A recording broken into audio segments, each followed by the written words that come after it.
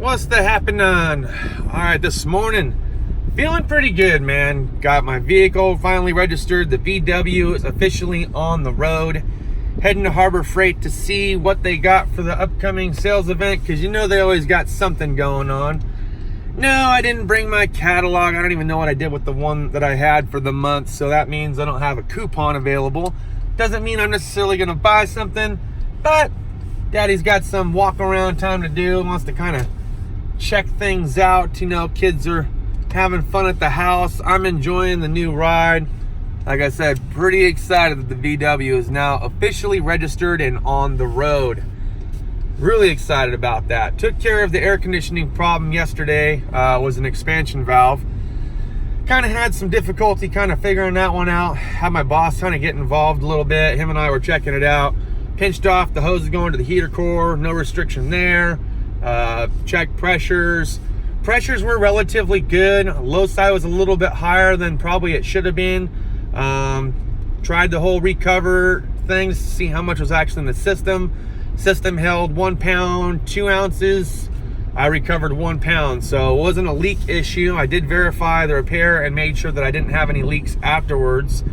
Something else that I found out too was if I wanted to replace the Schrader valves, which I really actually was half tempted to do, turns out I have to actually buy those from the manufacturer themselves. They don't seem to sell them at O'Reilly's, so I was like, okay, rock and roll. So food for thought in the distant future to make sure to buy Schrader valves from Volkswagen and have like a half a dozen on hand. So anyways, pulling up into the parking lot now for Harbor Freight. Let's go inside and see what they got going on this morning. Volkswagen looking pretty sexy in front of Harbor Freight. Anyway, let's go inside, see what they got. All right, so my focus being on one of these grinders, the angle grinders, looking at three, the Bauer, the Hercules, and the other bigger Hercules.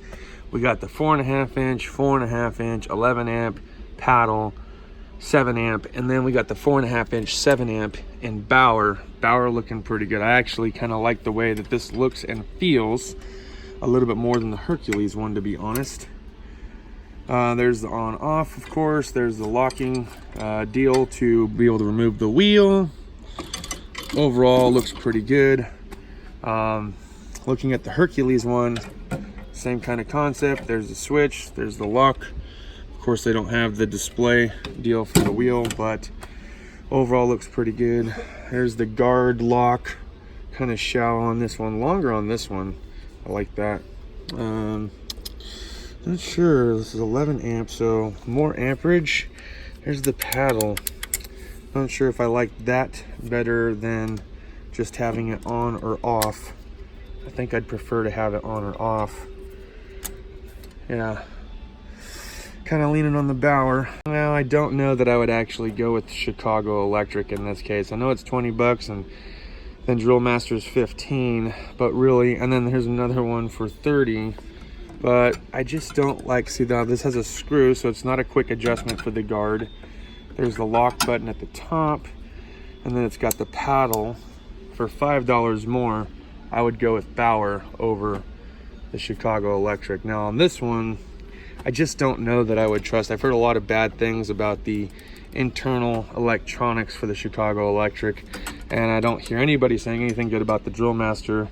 And in fact, I don't even like where the vents are for the motor, because your hand's gonna be back here covering it up, so that's not gonna be good for cooling whatsoever. Same thing with this one, same thing with this one. Bauer, at least it's a little bit further down, so where you're gripping it, you're only blocking a portion of it from what it looks like or feels like. And then of course there's some more extra vents here at the top, where this one has one here, and then on this one you still got the two up top, so that's pretty good, I guess. I don't know, you guys will have to let me know what you think about the not only the internal electronics but the vent portion as well. Looking up here at the bigger dog, here's a 4.5 inch grinder, also by Bauer, for 40 bucks. So which one would you like or prefer over the other one? Looks like the lock is still in the same spot. Looks like the quick release for the guard is in the same spot. Only this is way further back. I think I like this option better, to be honest, because you're not blocking the vents. You got better gripping portion. The vents back here are completely unblocked then. I think for $5 extra, that 4.5 is going to be your better friend as far as decision-making process goes. All right, so I'm going to look around. That's just one thing that I was looking at was the grinders. I have a DeWalt at the house, which I've had for a long time, and it continues to kick butt. And I don't think I own any other grinders. I might have a Bauer. No, I have a Bosch. I have a Bosch and I have a DeWalt. The Bosch is a 7-inch. My DeWalt is a 4-inch or 4.5-inch. I've loved it so far, but I've been looking at getting another one so I don't have to keep interchanging wheels, which is why I was looking at the Bauer. So let's move on and see what else they got going on in here. And I just noticed this, $15 for Intrac Club members, 20 bucks total though, for this Sawzall cutting blade set for wood, metal, heavy metal. That's a pretty killer deal considering the price cost between that and like the Milwaukee or El Diablo. I'd be curious to know how well those blades hold up. All right, now I do want to talk about this transmission jack for a minute because I own this one at the house and I own this one at work. This heavy duty one is actually pretty awesome. The one key difference that I noticed, and I used this at Chrysler a lot before the hydraulics finally gave out after like 3 years of operating it, definitely made its money worth, to tell you that. This one we've had down for about 3 or 4 years over at the independent shop, and it has come in handy for some bigger transmissions like RVs and things like that. Now the one key difference between the two, and I'll talk about pricing here in a minute, is the actual plate itself. The plate on this is pretty much ginormous, and it's mostly made for vertical set engines and transmissions. You wouldn't use this so much on a traverse set in transmission because the subframe will get in the way and you won't be able to drop it necessarily very well. This, however, being a smaller base plate, makes it super easy and convenient for traverse set transmissions. Price wise, looking at $170 for that one, which I said I have at the house, I own it, and I've had one before that that lasted me 3 or 4 years before I had to buy and upgrade it again. This one we've had for about 3 years now over at the independent shop, going for 320 bucks. Again, made for more heavier duty transmissions. Both of them are awesome purchases, so if you're looking for a trans jack, I'd recommend either one of those. Oh, well, you look at that. They finally got an Arctic White one in stock at my store. I know everyone's been talking about this Arctic White one and how they're all excited about it.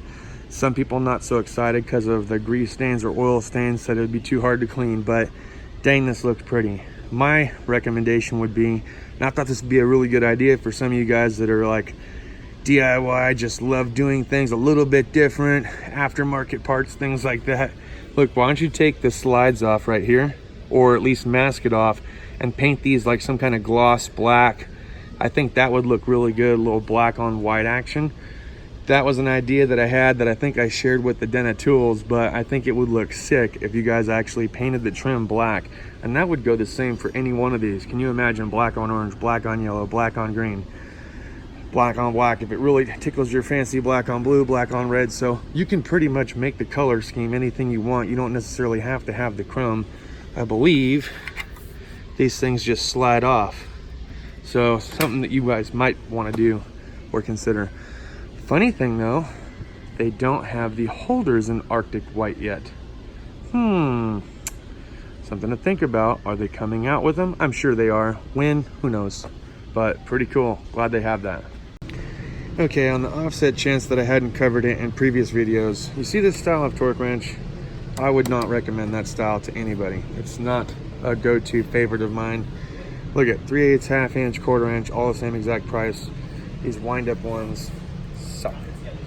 What I would recommend is stepping it up to the Icon if you're gonna do it at all. I mean, look, 100 bucks, 89 bucks. Freaking awesome click style torque wrench. I might end up picking one of those up today. I mean, this just, you gotta have one. You gotta have one if you're taking a tire off of anything. All right, so check this out. I'm looking closer at possibly picking up the Icon, and just talked to the manager. He's like, have you checked out the new Quinn? And I was like, no, I haven't. Let me take a look at that for a minute. Digital style Quinn torque wrench. Fixed head design. Would have been nice to have a flex head option, but really freaking cool for the price. I mean, $170, not a bad price. I'd be curious to know just how well that one actually works out. Here's another one. This is the 3/8 model, 72 tooth design, 160 bucks. 10 bucks difference. Would have been nicer to see this more closer to the $120, $130 range, considering this one's 90, this one's 99. They're trying to keep within that $10 difference between the 3/8 and the half-inch. And I think you could probably go a little bit more a discount on that, but it's really cool that they have a digital option now. So contemplating picking up this Icon though. Dude, you honestly cannot come into the store without spending money. Let me put this torque wrench down for a minute. Look at this, man. You know they had the red and black one. Now they have the blue and black power strip. Dude. See, I'm already sold on that. I barely just freaking got here. Blue and black, 30 bucks. God dang. Dudes, check this out. 30 by 18 4-drawer design in all the colors that you guys want. So if you didn't want the 5-drawer or weren't too hip to the 5-drawer, you can now get the 4-drawer. That's pretty freaking cool. Here's some of the other ones that you guys I'm sure have seen. All right, now that I've pretty much spent all my money that I made for the week, no, I'm just teasing. I walked out of there almost unscathed, 140 bucks, power strip, 1/2-inch torque wrench for the house. So when I have to take a wheel off, I don't have to race to the shop hoping that everything's torqued to spec, because safety first and all that. All right, so virtually unscathed. Did manage to walk out with the new blue and black power strip adapter with built-in USB and magnetic base plate. Pretty freaking cool. I think it's gonna come in handy, whether it's for here at the house or at the shop. I could see a lot of different uses out of their power strips, and I actually like them. The red and black one was cool. We even gave one away to the community college, but this blue and black is nice. I really hope that they actually keep that going and they create one that's like an orange and black or green and black or yellow and black to match all their service cards, because I know how much it means to a lot of you guys to have color matching things. I know this because I've had comments about the floor jack and how you guys wish that it was a little bit closer in comparison to the cart color itself. I think that it's close enough. For me, it wouldn't really bother me having just a little shade of difference, but overall, I think it's really cool that they're starting to create things to color coordinate with their boxes, like power strips, like the magnetic shelves that they've created to attach to the side of your service car. I just think it's a phenomenal idea, and it's a great way for you guys to, you know, have everything kind of blend in. I also picked up the 1/2-inch torque wrench for here at the house because my 1/2-inch torque wrench is at work, but from time to time I actually do my own vehicle repairs here in the driveway, and I want to make sure that I actually torque the lug nuts down. I think it's the most important thing that you can do every time you take a wheel off, to make sure that you torque the lug nuts down. Safety, man, I can't tell you how many times we've had vehicles towed in as a result of people lacking to torque down the lug nut. Oh, I zapped it with my gun. Are you so sure? How can you be sure? Verify that you torque the lug nuts. Overall, I think the hard case that Icon comes out with is freaking awesome and heavy duty. Got the little latches here that pop up. We're gonna open this thing up and take a look at it. Little instruction booklet with measurements and things like that on the back. Pulling this out. That's nice, man. Nice heavy knurl finish. Plastic thing here at the bottom to kind of keep everything in place. 50 to 250 foot-pounds. Pull down, twist and turn. The action seems pretty good. On, off. Let's see how this is. Off, left, on, right. Love that. Another thing I love, so we were talking about this in another video, which will be posted sometime this week, that the mechanism itself for making it go right or left is bass-ackwards on their ratchets. However, on the torque wrench, it is in the exact position that you would hope it to be. So for those of you that have OCD about your selector switch not being in the right area as far as your ratchets are concerned, worry not, friends, because the Icon torque wrench is in the exact same place that you want it to be for loosening and or tightening. Perfect. Love that. Love that, love that, love that. Heavy duty fixed head. Would have been nice to see a tech angle or flex head option, but not the end of the world. The Mac torque wrench that I have, which looks relatively close in comparison to this Icon, same functionality as also a fixed head design. I do know that they do make tech angle options with some of the higher end torque wrench name brands like Snap-on, Mac, Matco, etc. But you're going to pay that additional cost. For my fixed head 1/2-inch ratchet that goes from torque wrench that goes from 50 foot-pounds to 250 foot-pounds by Mack. Cost me $250 when I first started off in automotive. This costing $99. Now the 20% coupon did not apply to the Icon product lineup. Okay, no big deal. But the 20% coupon that I was able to pull up online did knock 20% off of the power strip. So that's pretty cool. Overall, pretty excited. Can't wait to actually test this thing out and do a thorough review on it. Might end up taking this to work and bringing the Mack Tools torque wrench home so I can actually get some really good use out of this and give you guys an honest review and opinion about it. But overall, first glance looking at it, heavy duty, love it. I think it's a great way to go if you're looking for a torque wrench. Like I said, a lot of likable features between the knurl, the way that you adjust it, and the hardened case and the mechanism where you can switch it back and forth. That's all I got for this video, guys. Thanks as always for watching. I hope you enjoyed today's content. If you liked the video, give it a thumbs up. If you didn't like the video, give it a thumbs down. Share if you want to share. We'll see you guys next time. Deuces.